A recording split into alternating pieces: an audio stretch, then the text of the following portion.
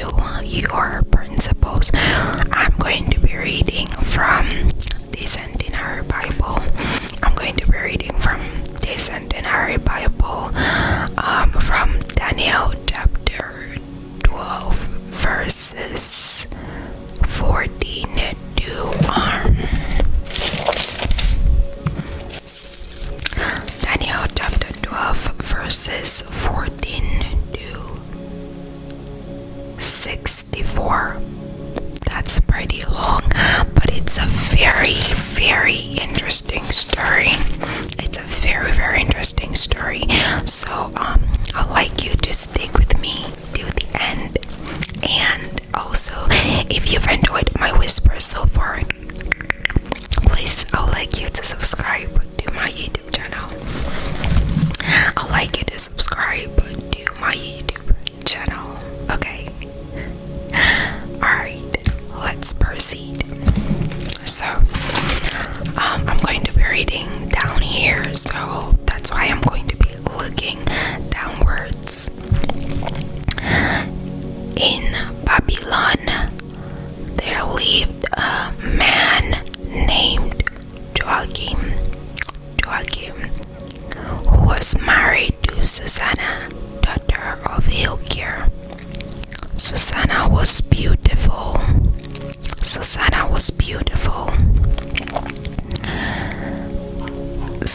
was a beautiful woman and deeply religious. Her parents were devout Jews who had brought up their daughter to live according to the law of Moses. Her husband Joachim was very wealthy. Lovely gardens surrounded his house, and the other Jews often gathered there for meetings because they all thought so highly of him. Everyone who had a legal case to present would also go to Joachim's house, where two judges held court. These two leaders of the Jewish community had recently been appointed to office. They were the ones about whom the Lord said, "There is wickedness in Babylon. Judges are failing to give guidance to the people." Every day at noon, when all the people left for lunch, Susanna used to take a walk in the gardens. The two judges were so attracted to her that they would wait around and watch for her. They were pervs. They became so obsessed with their desire for her that they lost interest both in prayer and in their responsibility as judges. They each wanted Susanna, but neither told the other how he felt, for each was ashamed to admit his lust. So day after day they watched eagerly to catch sight of her. One day at noon, they said to each other, "It's time for lunch. Let's go home." So they both left and went their separate ways. But soon each one came back for a look at Susanna,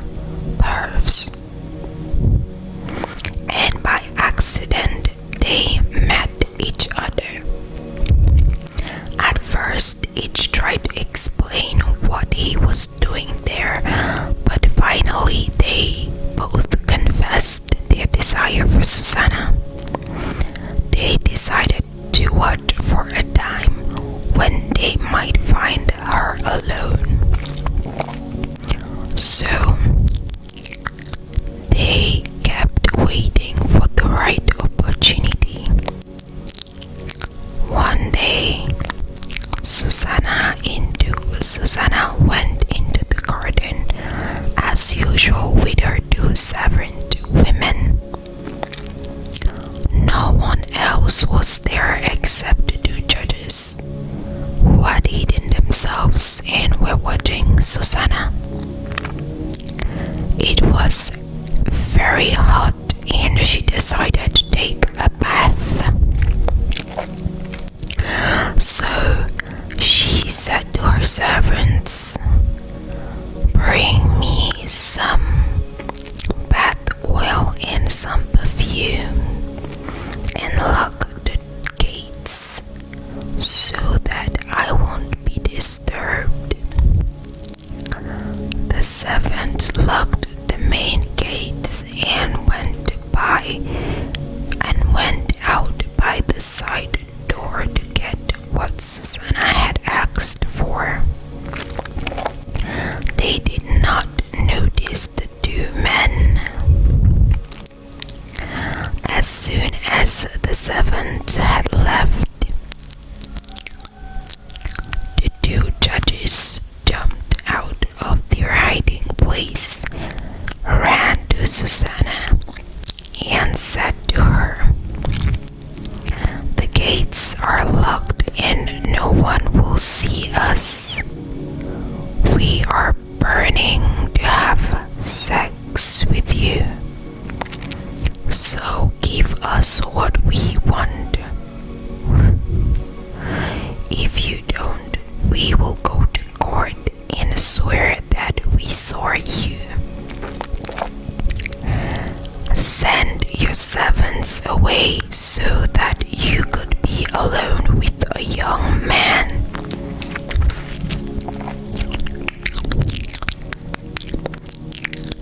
"There is no way out," Susanna mourned. "If I give in to you, I will be put to death for adultery. If I refuse, you will still have me trapped. But I would rather be your innocent victim than sin against the Lord." So she started screaming as loud as she could, and the two judges began shouting accusations, while one of them ran and unlocked the gates. As soon as the servants in the house heard all the noise, they ran into the gardens through the side door to find out what had happened to Susanna. The judges told their story and the servants were shocked and ashamed. Such a thing had never before been said about Susanna. The next day, when the people assembled at Joachim's house, the two judges arrived fully determined to carry out their wicked plan to have Susanna put to death. "Send in front of all the people," they said. "Send for Joachim's wife, Susanna, daughter of Hilker." When she was called, she came in with her parents, her children, and all her relatives. Susanna was so graceful and beautiful that the two wicked men ordered her veil to be removed so that they might enjoy looking at her. Her family and everyone else were in tears. Then the two judges stood up in front of the people, placed their hands on Susanna's head, and began making their accusations against her. She was crying, but she looked up to heaven because she trusted the Lord. The two men gave the following testimony. We were walking in the gardens when this woman came in with her two servants women. She locked the main gate and asked the servants to leave. Then a young man who had been hiding in the gardens came to her, and they lay down together. We were in a corner of the gardens when we saw what was happening. We ran over and caught them in the act. Liars. We tried to hold on to the man, but he was too strong for us. He ran and opened the gates and got away, but we were able to hold the woman. We asked her who the man was, but she refused to tell us. We swear that our testimony is true, because the two men were not only leaders in the community, but also judges. The people believed their story and condemned Susanna to death. Then Susanna cried out in a loud voice, "Eternal God, nothing can be kept secret from you. You know everything before it happens. Here I am about to die, but you know that I am innocent, that these men are lying. Why must I die?" The Lord heard her prayer and led a young man named Daniel to speak out. Just as Susanna was being taken away to her death, he shouted, "What are you?" He shouted, "I refuse to be a party to her death." Everyone turned around to look at him and asked, "What are you talking about?" Daniel stood up before them and said, "The people of Israel how foolish can you be? Are you going to condemn an Israelite woman to death on this kind of evidence? You haven't tried to find out the truth. Reopen the case. The testimony these men gave was a lie." So all the people hurried back to where the trial had taken place, and the officials said to Daniel, "God has given you wisdom beyond your years, so come and join us and explain to us what you mean." Daniel said to them, "Separate the two judges and let me question them one at a time." Then Daniel called the first judge and said, "You wicked old man, now you will have to answer for all the sins you have committed. You have been giving unjust sentences. You have